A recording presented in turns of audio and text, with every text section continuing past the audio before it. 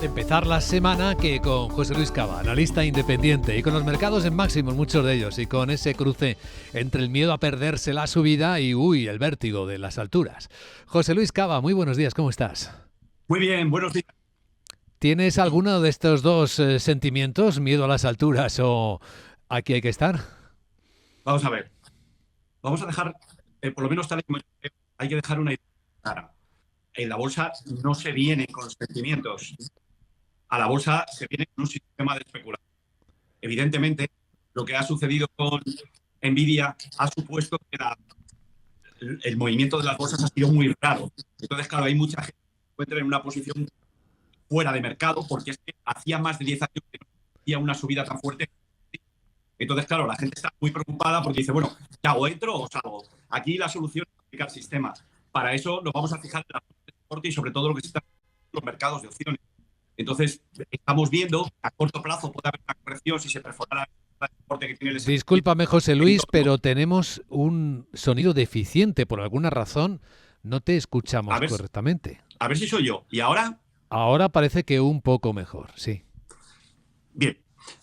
Lo que te estaba diciendo es lo siguiente, que a los mercados no podemos venir con sentimientos, ¿de acuerdo? Tenemos que venir con un sistema de especulación y con un diseño ya previamente hecho de casa. Sí. Lo que ha sucedido durante la semana pasada, a partir del movimiento que vimos el miércoles en Nvidia, eso es una cosa muy rara, es verdaderamente excepcional.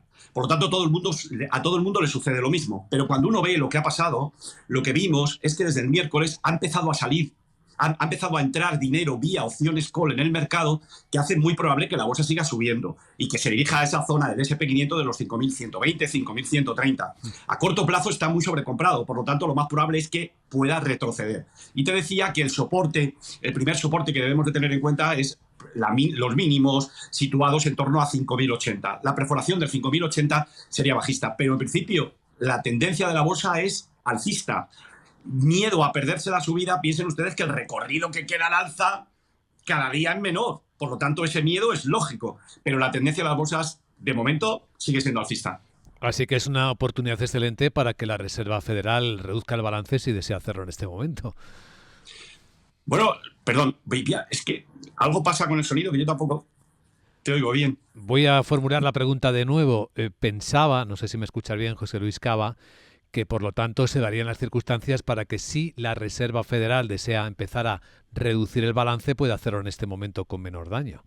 Bueno, yo creo que la Reserva Federal, yo creo que el sistema de la Reserva Federal tiene poco margen, ¿eh? Es decir, nos estamos encontrando, si te fijas en los saldos de los repos inversos, se observa que ese saldo ha caído por debajo de 0,5 billones. Si cayera a la zona de 0,3, 0,2, el sistema de la Reserva Federal automáticamente saldría con un comunicado diciendo que iba a dejar de reducir su balance.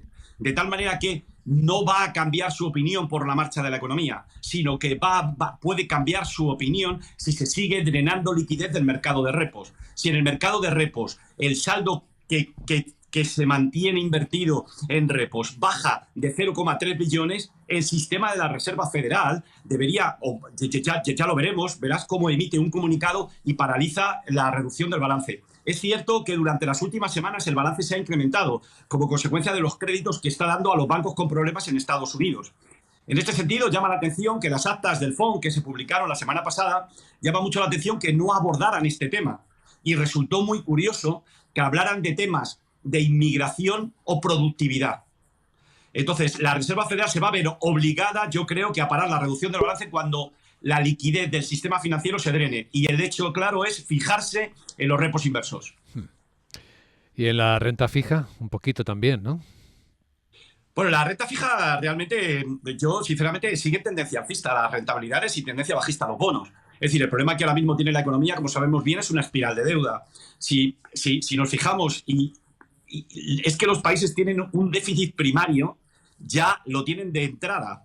Encima nos estamos encontrando que los intereses se han disparado al alza. Estamos viendo como, por ejemplo, el sistema de la Reserva Federal paga por intereses 1,1 billón, más que el presupuesto de defensa. Por lo tanto, el déficit público se va a ir incrementando en los próximos años y los niveles de deuda pública se van a ir disparando.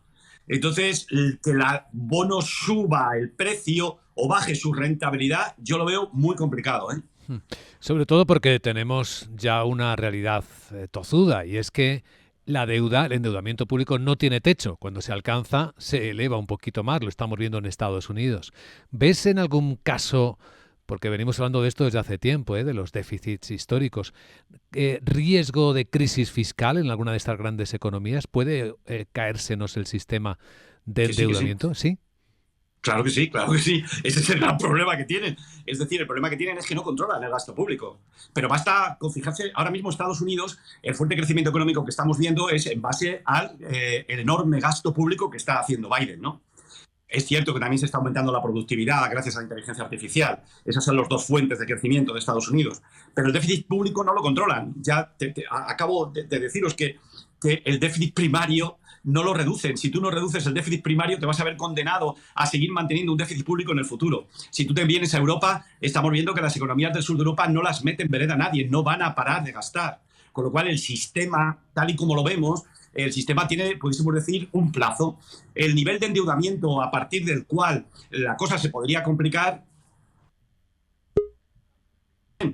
de tal manera que mientras la deuda, el ratio de deuda pública PIB no exceda el 200%, pueden seguir con esta locura. Ahora bien, lo que ya nos tenemos que plantear en la mesa es la reestructuración de la deuda pública. Este es el motivo por el que la gente está huyendo al Bitcoin.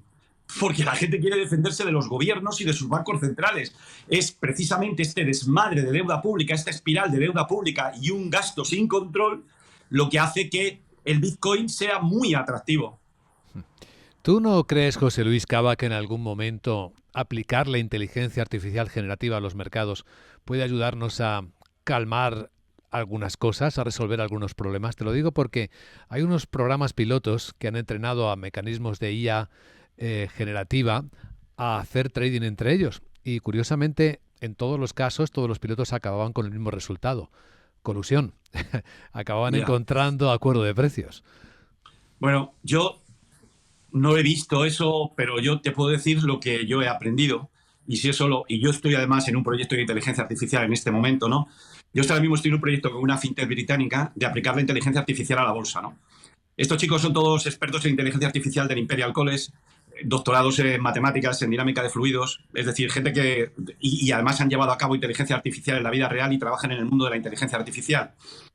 Yo les decía, yo creo que la inteligencia artificial no va a sustituir al hombre en los mercados. La inteligencia artificial no tiene valor predictivo. No tiene valor predictivo, digan lo que digan. Yo no he visto en ningún caso en los modelos que tenga valor predictivo. Eso sí, la inteligencia artificial nos permite tratar una gran cantidad de datos de una forma resumida y ver los resultados de una forma instantánea, que en eso sí que tiene utilidad. Y es en el proyecto en el que yo estoy. Y luego no olvidemos, y Vicente, tú lo conoces muy bien, aquí en la bolsa está todo inventado. Aquí hablamos de máquinas, hablamos de todo, hablamos de inteligencia artificial, pero nos olvidamos lo más importante. La bolsa es un juego del hombre. El objetivo es el hombre. ¿Recuerdas cómo José de la Vega en el siglo XVII dice: os voy a presentar un demonio, refiriéndose a la bolsa? Pero lo que está detrás de la bolsa es el ser humano. Y la bolsa de ahora es la misma que la del siglo XVII. Eso sí, hacemos las operaciones más rápidas, tenemos una mayor capacidad de tratamiento de datos, pero aquí detrás está el sentimiento. Fíjate cómo tú mismo has empezado preguntándome cuál era el sentimiento. Luego aquí la clave es el sentimiento, amigo mío. La clave es el sentimiento. No son las herramientas. Y nuestro sentimiento es de una enorme fe en el futuro con la inteligencia artificial. Esta es la realidad.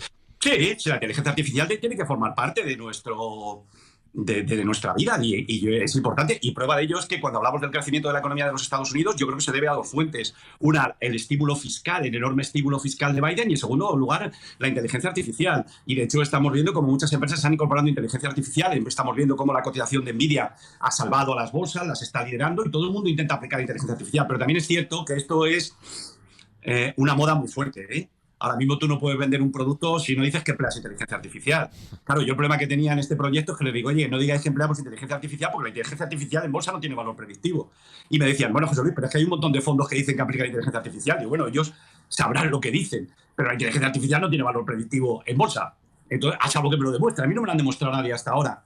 Y ahora bien, si tú me dices, oye, hay que estar en la inteligencia artificial, puede seguir creciendo el mundo ligado a la inteligencia artificial, hombre, yo creo que tienen garantizado el flujo de fondos para los próximos 6-12 meses. Pero cada proyecto de inteligencia artificial hay que verlo muy en detalle porque hay mucha gente que está vendiendo humo, ¿eh? Son reflexiones extraordinarias para comenzar la semana y que agradecemos a José Luis Cava, analista independiente, que las comparta en Capital Radio. Te deseamos un día estupendo y una semana aún mejor, José Luis. Muchas gracias. Igualmente, y muchas gracias por invitarme.